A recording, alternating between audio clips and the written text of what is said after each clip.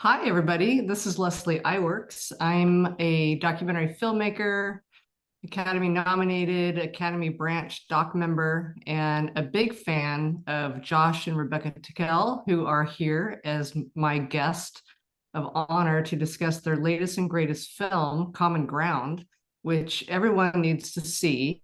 Josh and Rebecca have been longtime environmental activists and filmmakers in this industry for over two decades, right, Josh?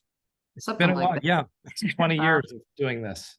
and I just had the opportunity to see their latest film, Common Ground, on the Academy screening site. And I just was really blown away as an environmental filmmaker myself, having done three films in the environmental space. I was just really impressed with your ability to take very complicated content and distill it down into a very entertaining and educational, yet, easy to comprehend way. And it was a fun journey. And I think everyone should watch this because it's all about regeneration and how we need to deal with our land now before it's too late. And I want you all to learn from Josh and Rebecca as to the work they've been doing, the very important work they've been doing in this field for decades. But this latest film is really great. So let me just say that your last films, including Fuel, which won the Sundance Film Festival Audience Award in 2008, and The Big Fix, which was an official selection at the Cannes Film Festival in 2011. Congratulations. I just had my film there this year too, so it's such a fun trip. Um, and your latest film, or your recent film, Kiss the Ground, and now Common Ground, which is the follow-up to that, correct? So why don't we get started and sort of tell me why you both were compelled to make this latest film, and tell us a little bit about your last one as well. Well, Common Ground is a really hopeful film about the environment. There's so much doom and gloom, so much bad news. We can take the entire teraton of carbon that we've emitted and we can put it back in the ground with the added benefit, not just of having a stable climate, but having stable farmers who are actually making a profit, creating food that's nutrient dense, and ultimately really like creating a healthy ecosystem for everybody. I don't want people to come away with the impression that Common Ground is all roses and happiness. I think we don't shy away in the film from using reportage and journalism to expose some really bad stuff with the food system and with agriculture. I mean, we go way beyond where we were ever able to go it sort of in the other films in general. There's darkness there. Darth Vader has nothing on our bad guy. Yeah, there's some real evil, cultural and social evil that we deal with that results in these environmental issues. So I think for us, finishing Kiss the Ground and seeing the interest in Kiss the Ground gave us the courage and the hope that another look at the issue, deeper, broader, no holds barred, where we could really deal with some of the, as Rebecca said, some of the reasons why this is not happening, and go into politics, go into policy, go into profits, go into the collusion of corruption of universities. And then ultimately it leading us to common ground, this idea that it's not the farmers' fault. Farmers are like debt serfs. They make 8 cents on the dollar for every piece of food that's sold. And learning how to, and I come from a farming family. I come from a legacy farming family. I can trace our roots of farming back to the 1700s, which in the grand scheme is actually very new in North America when it comes to agriculture. But it took a lot to bridge that gap where there's often a huge divide, where you've got environmentalists saying, blaming farmers, and farmers saying, well, you don't know what the hardships are that we're facing.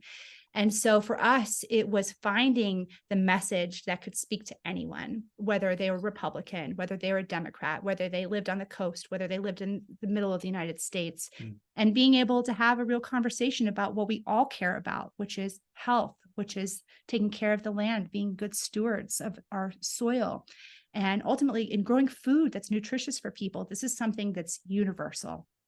So for me, that was really eye-opening. I mean, how about you?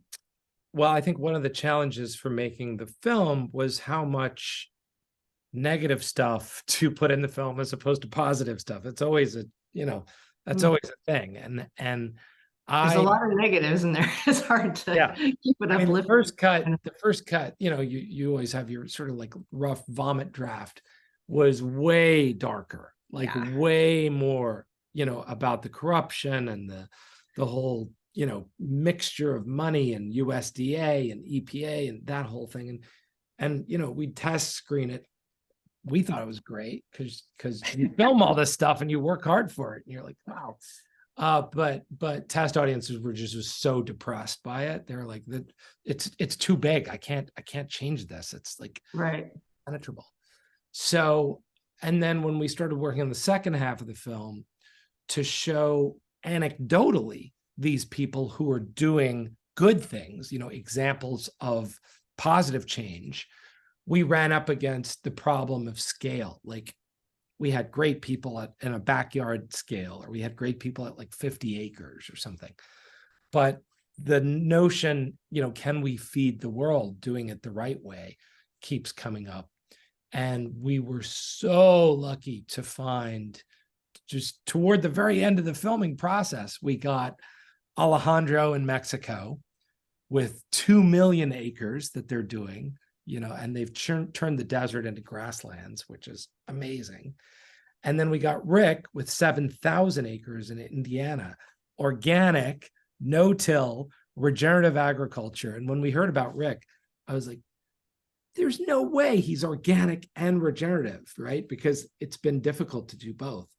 And when I traveled out there and saw it, I was just like, oh man, I know nothing. I've been filming this subject for 10 years and I know nothing. Literally just felt so completely humbled by the level of sophistication, of intelligence behind working with nature and farming at a big scale. Well, Common Ground has been playing in theaters since September, and still playing nationwide. Can you relate how audiences have been responding to the film, and tell us a little bit about your marketing campaign and getting it out there? It's been showing in a lot of places, and you're heading to Dubai tomorrow, and you guys have been busy.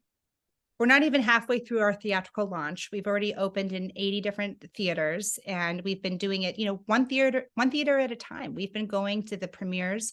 We've been selling out anywhere from 800 people to 1,200 people. We've been filling movie theaters, but we've also been filling churches and performing arts centers, and you know, just really embracing these sort of community-driven events. And I mean, it's been almost like revivals, people coming up in tears, having really sort of transcendental experiences watching the film, people committing to like altering their life's path, quitting their job, working at like a weapons company, and now they're going into farming.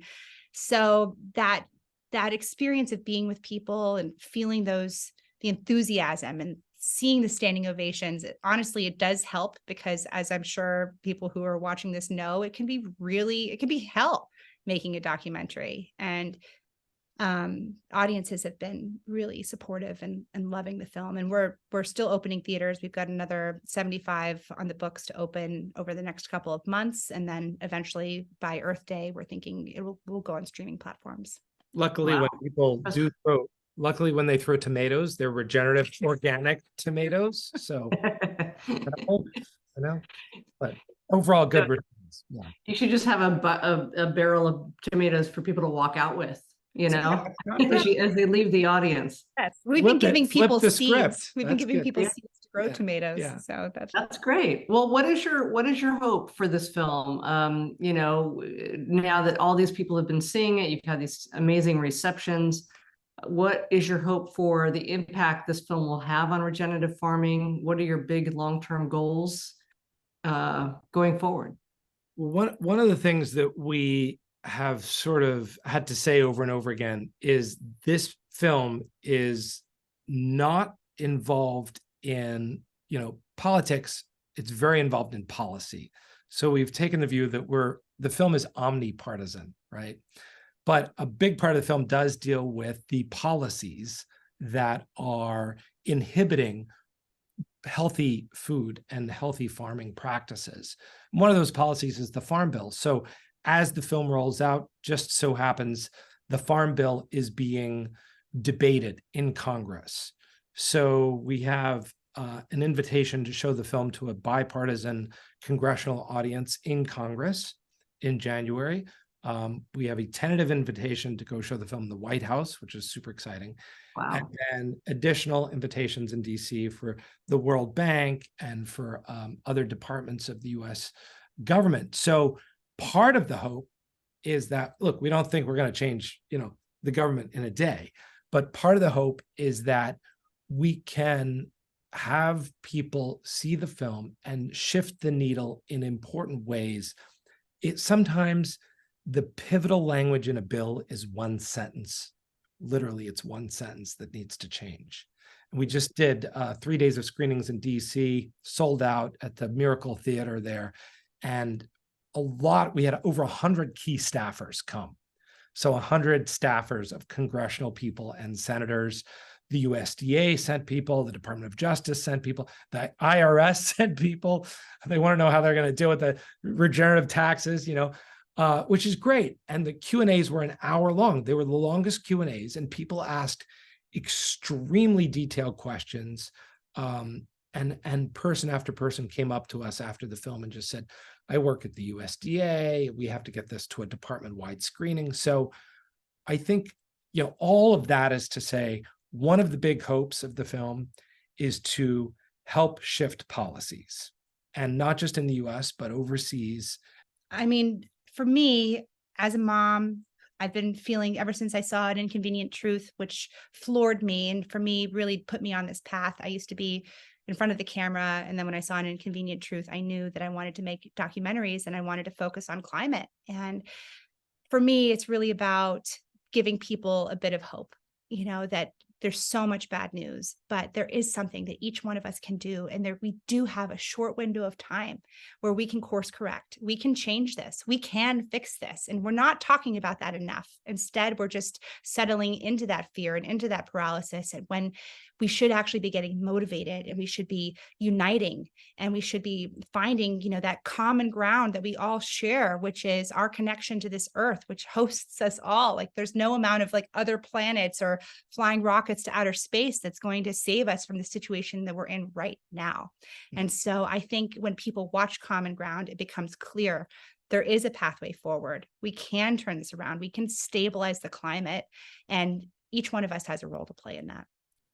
Well, you guys have done an amazing job in educating so many people on this issue, and we're just visitors on this earth, we're just passersby, and we need to leave it better than when we arrived, and you're helping to make that happen. So thank you. And I'm so excited and just honored to be talking to you both, and just thrilled and honored to watch this movie. Please, everybody, go check it out, and maybe do your part in continuing this great work that Josh and Rebecca are doing. And thank you guys so much for all your hard work. Thank you, Leslie. We're so honored. Honored. Thank you so much. Yeah. Have a beautiful afternoon. Yes. Thank you. You too. Thanks for watching, everybody.